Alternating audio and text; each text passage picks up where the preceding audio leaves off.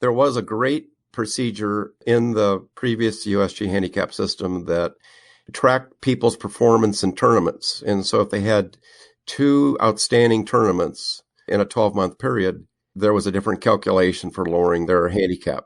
But that went away. There's no longer tournament scores. You no longer keep track of tournament scores. And now it's simply if you beat your handicap anytime in any kind of round by 7 or more, your handicap goes down 1. Well, that's silly. You think about it, if you beat your handicap by 6, which is a lot, nothing happens. But if you reach that 7 number, then it goes down 1. And then if you beat it by 10, then you go down 2. And that's it. And I fail to see how that's as good as what we had. Golf Smarter, number 723, is brought to you by ExpressVPN. Visit my special link right now at expressvpn.com/golfsmarter and get an extra 3 months of ExpressVPN for free. Protect yourself at expressvpn.com/golfsmarter. And just a brief note, an apology before we begin. I was in the midst of rewiring my studio and couldn't tell until after the recording that my microphone being recorded was the built-in mic on the computer that sounds like I'm in the bottom of a barrel.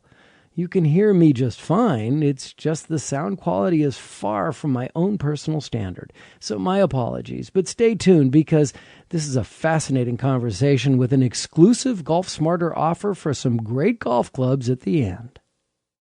The flaws with the new World Handicap System with the creator of the slope rating, the Pope of Slope, Dean Knuth. This is Golf Smarter, sharing stories, tips, and insights from great golf minds to help you lower your score and raise your golf IQ. Here's your host, Fred Green. Welcome back to the Golf Smarter podcast, Dean. Thank you. It's great to be back, Fred. It's great to have you back. There's a lot to talk about as we start this new year. One of the most important parts that we want to discuss and why we're having you on today is to discuss the new World Handicap System and the changes that happened in the United States, among other countries, starting on January 1st. But before we go there, we have to talk about high heat because the PGA Merchandise Show is coming up at the end of this month of January 2020. And High Heat's been making some big splashes there each year the last couple of years. Yes, we won awards recently for having the best drivers in Metalwoods in golf for 2019. And Wow. Now at the PGA Merchandise Show, we're going to come out with our 2020 Metalwoods, which have a turf glider sole. So amazingly, you can hit the 3-wood from any kind of lie, including out of the rough, and not lose any distance. Wow. So what is a turf glider sole? The turf glider sole is a special design that I put in, which allows the club to glide through either fairway turf or rough without digging. So it's a no-dig club, and it gets the ball up in the air from anywhere. Keep going. Now, we always hear about taking the divot after you hit the ball, but that's not what you want to do with your 3-wood, right? Well, the problem is that golfers frequently hit behind the ball. They don't intend to, but if they're coming down too steeply on the ball and they hit behind it, then they lose their velocity and the ball doesn't go very far. Right. Or they might hit a roller and it's almost costing them a shot. So we already had in the clubs a deep and low center of gravity, deeper and lower than anyone, to help make it easy to launch. And we also had added 2 years ago our three trampoline technology on the face.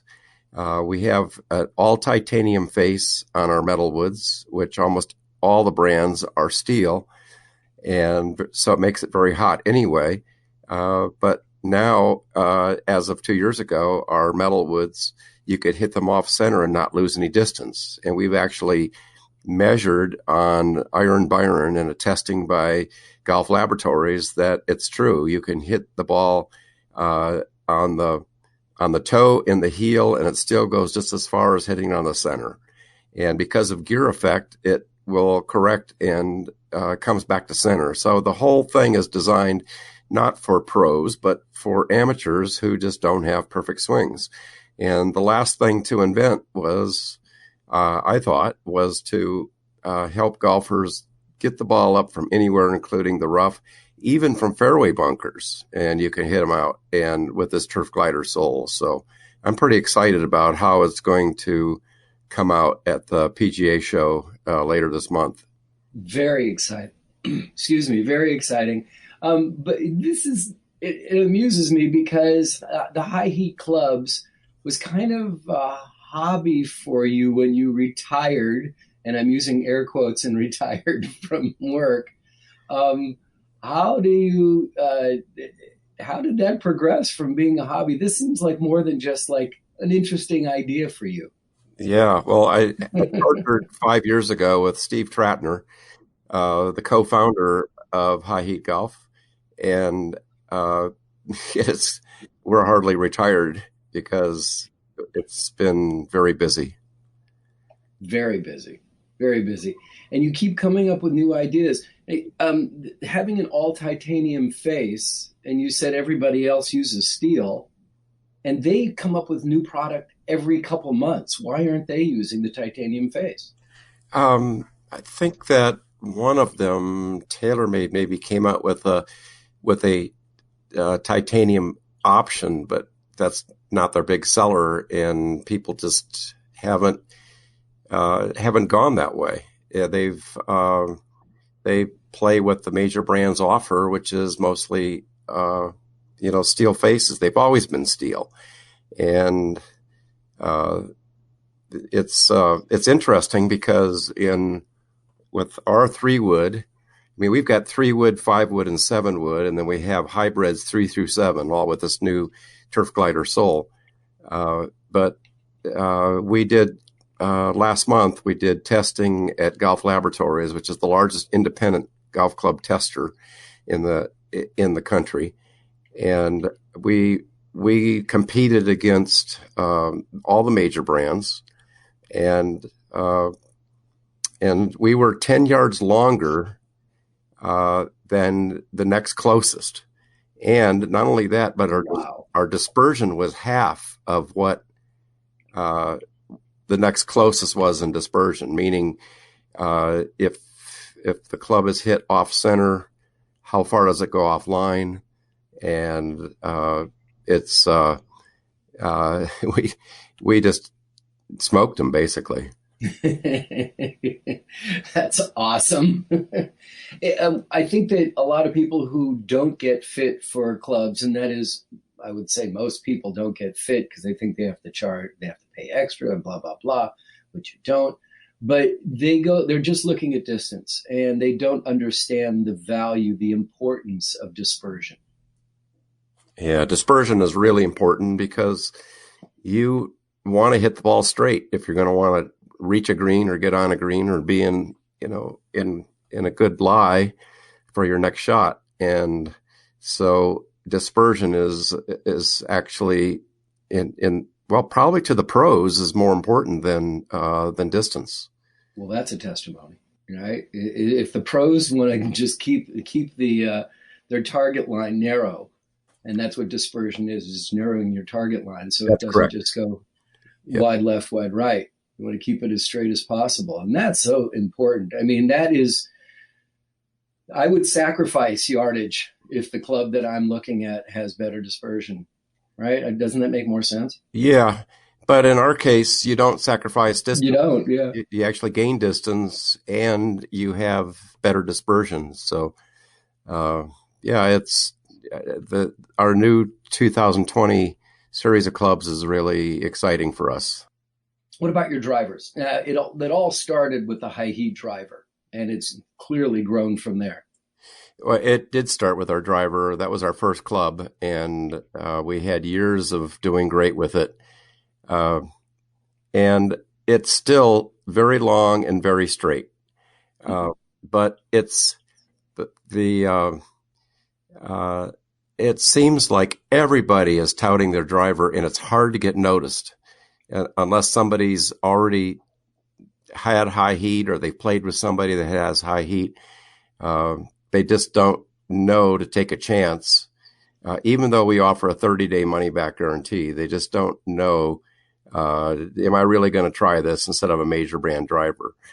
But I think that what we've seen is that people are looking for good metalwoods, and we are distinctively better with our metalwoods. And I think that's where we want to put our advertising this coming year.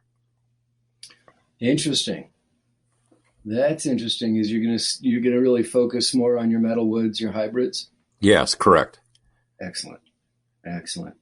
Well, they're great clubs, and I'm not the perfect person to say they're great clubs because I don't test things like that. But boy, the results that I've been reading about are pretty spectacular. Yeah, they are. Thank you very much. Yeah, congratulations. That's great, and it's been fun this journey with you since the very beginning of you introducing high heat. We've had shows with you for a long time, and this has been a really remarkable journey. Yeah, and thank you, Fred, for all your support. Oh, of course.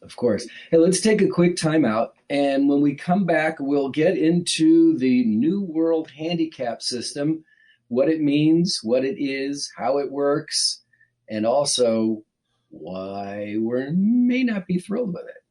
So we'll take this time out, and we'll be right back. This episode of the Golf Smarter podcast is brought to you by ExpressVPN. Okay, so we all know how a VPN protects your privacy and security online, right? But what I didn't know until recently is that it's taken my TV watching to the next level.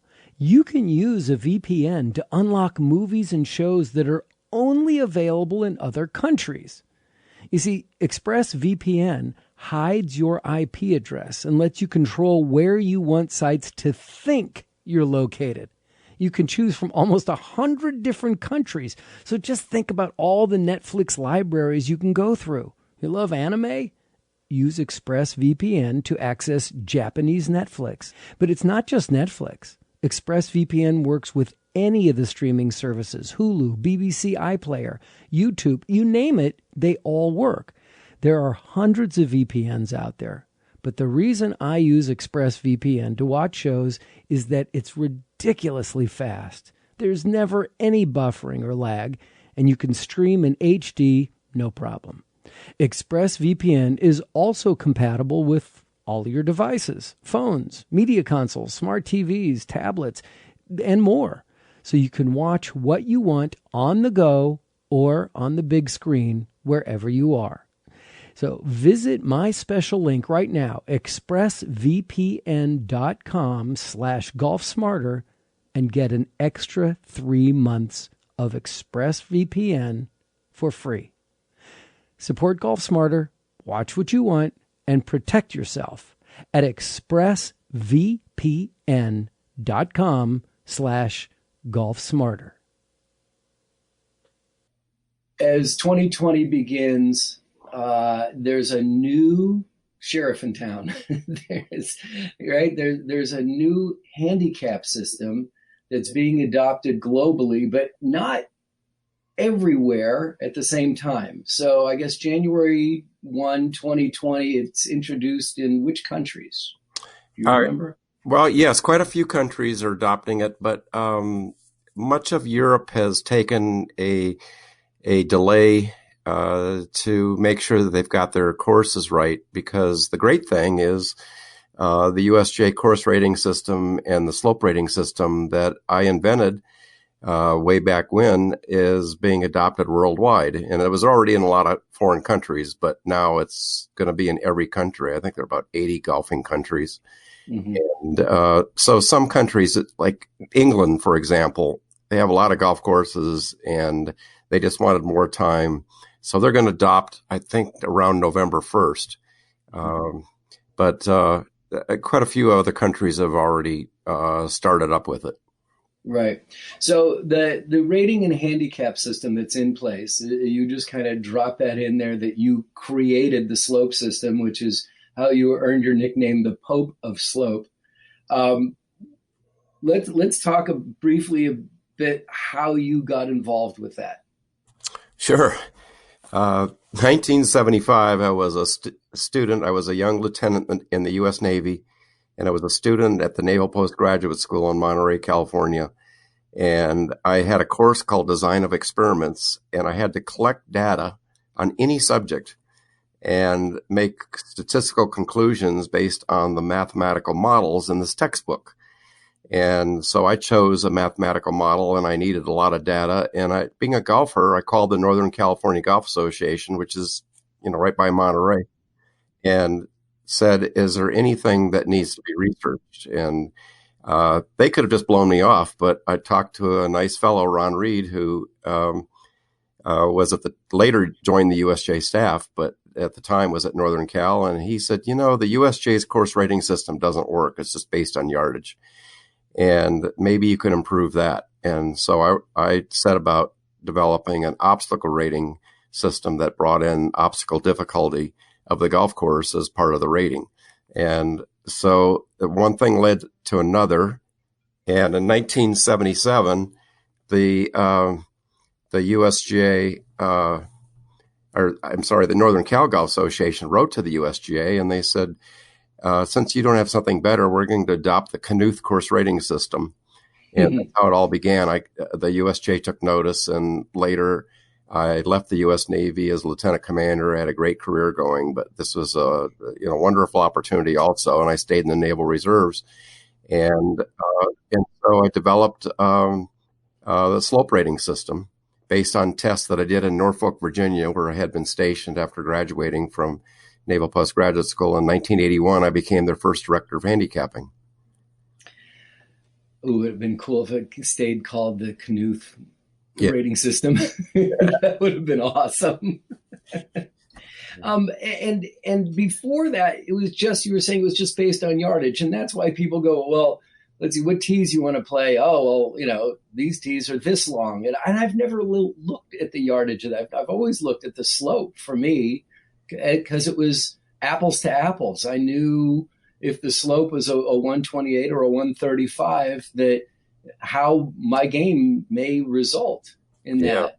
I never thought yardage was a key factor, because some courses are just tricked out for a really tough short game. So what does that matter on the yardage? Yeah. Did I misinterpret that? Yeah, no, that's the way it was. And so now a course rating is the expected score of a scratch golfer.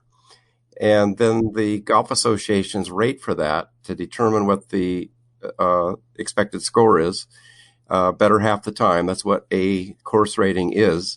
And then the slope rating comes from the bogey rating, was the expected score of a bogey golfer, comparing it to the expected score of a scratch golfer, in the steepness of the line when you plot score versus handicap becomes the slope rating. So if you plot it out, some golf courses like Pine Valley have a very steep line, and they go up at about 1.5 shots per stroke increase in handicap, and it's about 150 slope rating. And so it makes handicaps portable. By knowing the slope rating and the course rating, then it can be determined how many strokes that you should have when you go play a different golf course. Well, you're kind of a math geek and a data geek, and that may all sound really obvious to you, but is part of the reasoning for moving into something new is because nobody could explain that I ever found how to determine what slope is? I mean, you're one of the few people that have ever been able to explain how slope works to me, and I still am not sure I even get it. Yeah. So are you talking about the current World Handicap System now? No, previously. Oh, previously. Yeah. It was hard. Because, you say rating is, at par, or slope is, well, if you're a bogey golfer, but not really, Yeah. It was difficult for people to want to listen to the concept, but we did a lot of testing.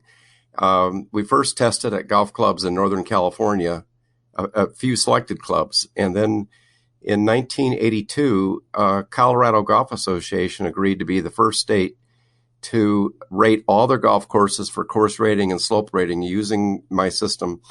And they ran it all 1983. And amazingly, people said, this really works. I get more strokes at a tough course. I get fewer strokes at an easier golf course. And it started the next year. There were 6 states that rated their golf courses, and the following year, 20 states. And then it wasn't long before all the states did. And then it started going worldwide. And I was traveling all the time, going to the different golf associations and teaching the system so they could rate the courses correctly. And I did that overseas also. So why did they see there was a need to make a change on this? Was it not working for them? Again, are we talking about? Now we're talking about moving towards going to the world system. That's a really good question. The World Handicap System was born in Sweden, and it's a country where they play nothing but Stableford. And everybody knows what Stableford is? No, I was going to ask you about that to explain that. You get 2 points for net par, 1 point for net bogey, and no points for net double bogey or worse. Okay. A net birdie's 3 points. Net eagle would be 4 points. And so you're not playing by score, you're playing by Stableford points. Uh-huh. And then in Sweden, they would post those scores. Instead of scores, they would post points. And so they maintain their handicaps based on Stableford points. And then it's the man from Sweden that devised this concept, and they use the course rating and slope rating system. I had given course rating seminars back in the 80s there, but they wanted to go with the Stableford. They thought it would be a faster game. And then that man became the handicap chair for continental Europe, which is not Great Britain and Ireland. And they adopted this system, basically what was just adopted. And then the Australian Golf Union, they call themselves Golf Australia. There was a man there who decided that it would work in Australia, and he adopted it there. And so they used it for a while. Well, then when the discussion of the World Handicap System came about, there were 6 countries, including the U.S., that were at the table to decide what should be the World Handicap System. And 2 of the seats at the table were Golf Australia and the European Golf Association, which is council of the continental European countries. And so they, I think, won the debate. And so the USGA decided that they would adopt this handicap system, even though we don't play Stableford very much in America. Right.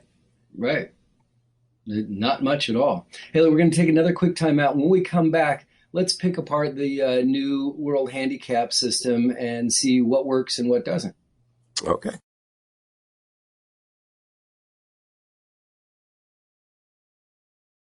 So the new World Handicap System was initiated on January 1st, 2020, here in the United States, among other countries. And on that day in, Golf Digest, you came out with an article called The Flaw in the New World Handicap System. I'm really fascinated to go into depth with that, but are there elements of the new World Handicap System that you can just share with us that that are unique, special? Fred, I think that the glaring flaw, and that's what I had the space to write about. I did a 1,500 word story on golfdigest.com, The Flaw in the World Handicap System.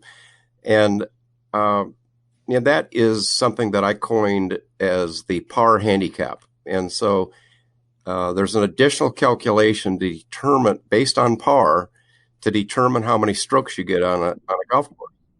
And so the way it works is It used to be handicap index was multiplied by the slope rating of the tees that you're playing, divided by 113, which is the standard slope.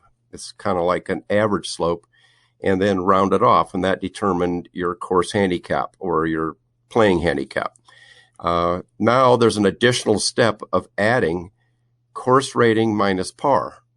So if the course rating is 69, let's say as an example, the par is 72, then you play at 3 shots less. If the course rating was 75 and the par is 72, then you play at 3 shots more. The problem with that system is that it expands and contracts to the point that they're really not realistic handicaps at some tees. If the tees are close to having the same course rating as the par, then it's not going to be much different. But most people aren't playing where the course rating is the same as the par.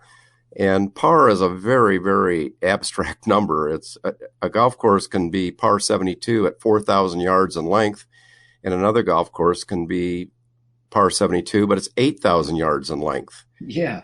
And so the par just doesn't mean much, and it actually adds an error. And, I'll give you an example. Our mutual friend, Mike Jameson, in Orlando. Now here's a fella that had a couple of hip surgeries 6 years ago. He's never played as good, and he's been in 11 now for the last few years. And when the new system came out under using the best 8 of 20 as the new formula, he went down to an 8.9. And because his golf course is a course rating of 69, subtract 72, the par, he's now a 6 handicap. And that makes him nervous. There's no way I can play to a 6. And, right. We had, the USGA used to have this play it forward program where they'd say, hey, play the more forward tees, enjoy the game more. Well, people's handicaps are going down so much under this new World Handicap System using this par handicap adjustment that nobody's going to want to compete ever from more forward tees. I had sometimes played with other senior golfers competing against people playing the white tees, and we're playing the gold tees. And my handicap now is 8 lower from those tees. I'm not going to compete from those tees anymore. So it's a real concern. Yeah. And some of it is really confusing. Some of it just doesn't seem to make sense. I like the idea of taking the 8 scores versus the 10. But the idea of like changing your handicap changes every day is another new element of the new system, right? As opposed to every 2 weeks you get an update. Now It just changes daily. Yeah. And again, the play it forward, which I thought was a fabulous idea. Barney Adams is one of the people who first introduced it. We had him on the show to discuss that. And it made so much sense to just make it less painful for people who aren't hitting as far. I mean, why do the pros get to hit an 8 iron or less into on their approach shot, but we have to hit a hybrid or we have to hit a 5 iron or something? That's just, why is that fair that the pros get the advantage on that one? Why can't we have an 8 iron or less into the green as well? I thought play it forward was great, but this seems to say, we don't care anymore about that. Yeah.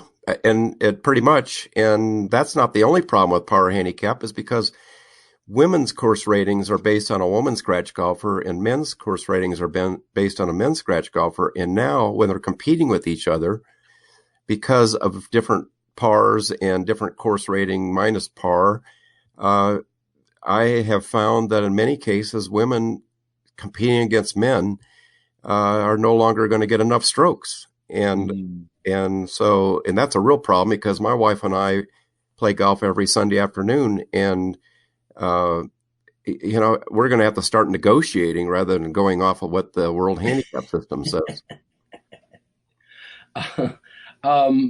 Somebody once referred to par as just being fascist. which actually, it's like, we have to dictate that. Just, I've told people for years, especially beginner golfers, it's like, just what is, don't make par your par. Just give yourself a bogey and call that a par for yourself, and then make life a little easier for you. Yeah. And then also, what is it about, like, in the previous system, if you were a 10 to a 20, you can only take two, a double bogey. You can't take more than that. How has that changed now? Yeah, 10 to 19 was maximum score of 7. Right. Yeah, so Right. now the equitable stroke control procedure, ESC, limiting your hole score is now based on basically a Stableford counting system, net double bogey. So net double bogey becomes 0 points, and so your maximum score in any hole effective immediately is net double bogey. And so it's that's a complication, I think, because now people are going to have to know, even no matter what format they're playing, even if you're playing match play against somebody, you still have to know how many strokes I'd be getting on these set of tees, and what the par is for each hole, because the par can vary even between tees, and determine how many strokes that they get net double bogey. So, like, for example, if it's a par 5 and they got a stroke, then a handicap stroke with full handicap, not whatever format you're playing, then your maximum hole score would be an 8 on that hole. So it sounds great, but it's, when people move around, it's complicating. I'm worried about it. And the USGA did create an application on their GHIN app that you can put in your scores hole by hole and let them compute what your ESC was, your maximum scores. But that takes time. That's more work. Yeah, no, everyone's. Yeah, exactly. I'm not going to enter my 18-hole scores. No, I mean, I'll enter a score, and whether it was an away or a home or a competition, I'll enter that. That's not a problem. But I'm not going to enter every single hole. Right. And then the other thing that's being done now is that every night at midnight, if at least 8 scores have been posted at the golf course that day, then in that update calculation, it's going to determine if the course rating should have changed higher or lower because of the scores that came in that day. And, kind of like a weather correction, but that's kind of a problem too, because you think about it, a lot of times you have a beautiful morning and then a storm comes in the afternoon or high winds, and they're totally different golf courses, but they're all going to be merged together in determining what the course rating was for that day. Well, that's strange. I mean, even when we're watching a major, they talk about the morning group versus the afternoon group having different golf courses. Yeah, exactly. Yeah, strange. Exactly. There's also other problems. There was a great procedure that in the previous USGA Handicap System that tracked people's performance in tournaments. And so if they had 2 outstanding tournaments in a 12-month period, then there was a different calculation for lowering their handicap. But that went away. There's no longer tournament scores. You no longer keep track of tournament scores. And now it's simply, if you beat your handicap anytime in any kind of round by 7 or more, your handicap goes down 1. Well, that's silly. I mean, you think about it. If you beat your handicap by 6, which is a lot, nothing happens. But if you reach that 7 number, then it goes down 1. And then if you beat it by 10, then you go down 2. And that's it. And I fail to see how that's as good as what we had. So I guess the big question of all this is, how does it impact gambling? Because basically the handicap system is so that you can create games, let's just call it, create games with your playing partners that may end up in some money being exchanged at the end. How does all this get impacted? Yeah. Does it make it easier, or is it harder? it remains to be seen. And Yeah. I really wish that this system would have been tested for a season, or at least the first half of the year before going forward with it. The same as the slope system was. It was tested for a full year before it was rolled out, and to make sure that it got the correct results. And I'm just kind of worried that people are going to be just beyond themselves with the new procedure. And the USGA said, hey, it's a great thing. Now, I love the USGA, and I worked there for 16 years as their first director of handicapping. But the USGA said, hey, isn't it great that we have the same handicap system now worldwide? Well, I think that if it's not as good as what we had, it's not a great thing. And I asked the question in my article is just how many of us actually compete against foreign golfers in a handicap event? And I don't think there's very many. No, I can't imagine that there are. I can't imagine, especially if you're just a recreational player like myself. I don't play in tournaments. I don't compete. I mean, with my friends, yes, and the people I'm, meet on the course. But I'm not gonna. That's not gonna happen. Did they move too fast? Didn't they? A couple of years ago, they did something, but they tested it out for a number of months. Yeah, I kind of think so. And there's some quirks, like in the previous, for the last 40 years, if you were a zero handicap, you were a zero everywhere. Well, now, depending on the tees you play, course rating minus par, you can be a plus 12 or you can be a 6. So there's an 18 shot swing and you're in a scratch golfer's handicap. It's hard. I know on any given day, we can have a score that goes 10 strokes one way or the other. That's just how golf is. Golf, as we said a couple of weeks ago, golf is supposed to be chaotic. But this is just too wide of a range, right? Yeah, I really worry about how this is all going to play out. I mean, I've already heard from people that have been emailing me saying I'm so beside myself. Wow. Over what my handicap's gone down to. Yeah. I mean, it's great to brag about, but it's terrifying when you walk on the first tee. Yeah. I'm real curious. Let me just ask you this before we get going here. When you created the slope system, were there sacrifices that you had to make just to keep everybody happy and what you wanted to do? No, actually, really? People thought it was a good idea. It tested out well, and it was embraced. The only thing that we really had to work very hard on over the first few years was to make sure that the golf associations which rate the golf courses, that they all did it the same way, so that one state's ratings would be the same as another state's ratings. And I created a national calibration seminar so that the top representatives from each state had to come to this, and we would rate the same golf course, discuss each hole, and then discuss the results so that they could go back and make sure that they were all doing it the same way. And that's still, I think it's still a challenge. But that was really, to making sure it's done the same way was, that needing the consistency, that was an important thing. Dean Knuth, High Heat Golf, Pope of Slope. It's so great to talk to you again. Happy New Year, and have a tremendous amount of luck and success at the PGA Merchandise Show this year. It's so great to talk to you again. Everyone should go to knuthgolf.com or highheat.com. Is it both of those? Yeah, highheatgolf.com.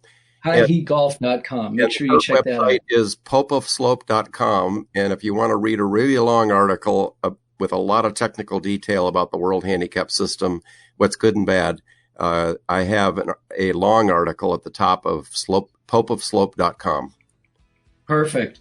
And I will add links in today's show notes for the articles from Golf Digest, one of them being yours, the flaw in the new World Handicap System, but they also have another article that's interesting. It's 5 keys to the new handicap system that you should just familiarize yourself. So I'll put links to both of those in the show notes for today's episode. Okay. Great, Brett. Dean, great talking to you. Thanks so much for being on the show once again, and good luck at the merch. Thank you, Brett.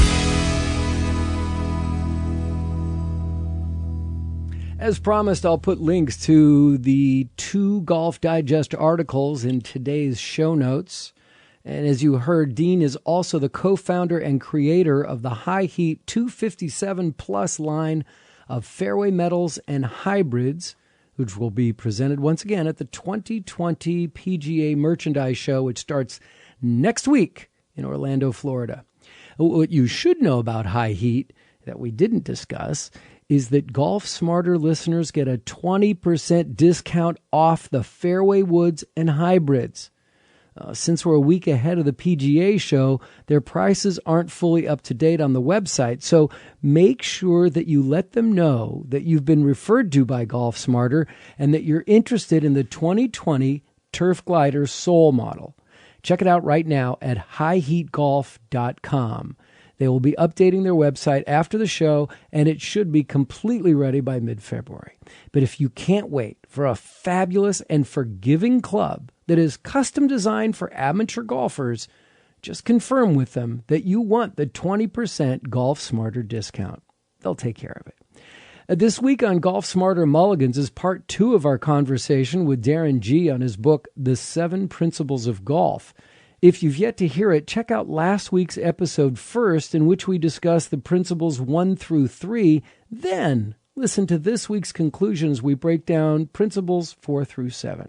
Golf Smarter Mulligans is brought to you by 2guyswithgolfballs.com, where you'll find premium used golf balls at a fraction of the cost of new ones. And when you use Golf Smarter at checkout, you'll receive an additional 10% off every order, every time.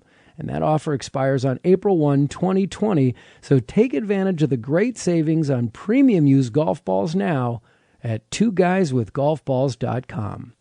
Last piece of news, make sure to visit my special link at expressvpn.com/golfsmarter and get an extra 3 months of ExpressVPN for free. Support Golf Smarter. Watch what you want and protect yourself at expressvpn.com/golfsmarter. You know that you can listen to every new Golf Smarter and Golf Smarter Mulligans episode on our YouTube channel? youtube.com/golfsmartertv. And what's fun about doing that is it's a great place to leave comments on each specific episode. Now, I said listen, not watch, because there's really nothing to look at. They just have a picture of the Golf Smarter logo. Of course, I do post fresh videos on that channel and will continue to do so in 2020. Have you told your golf buddies about Golf Smarter yet? Why not? Oh, you don't have to answer me. If you've been a long-time listener, then you probably held back because A, you didn't think about it, or B, not everyone had heard about podcasts. But I'm pretty certain by 2020, they have heard of podcasts. So please, recommend Golf Smarter to your playing partners. It'll give you something to discuss on the course. And if your group are all Golf Smarter listeners, let me know. Tell me their names, where you guys play, and I'll give you a shout out on an upcoming episode, all right? If you have any questions, feedback, or suggestions, follow at Golf Smarter on Twitter or Instagram, read our content on LinkedIn, or just click on the Hey Fred button at golfsmarter.com.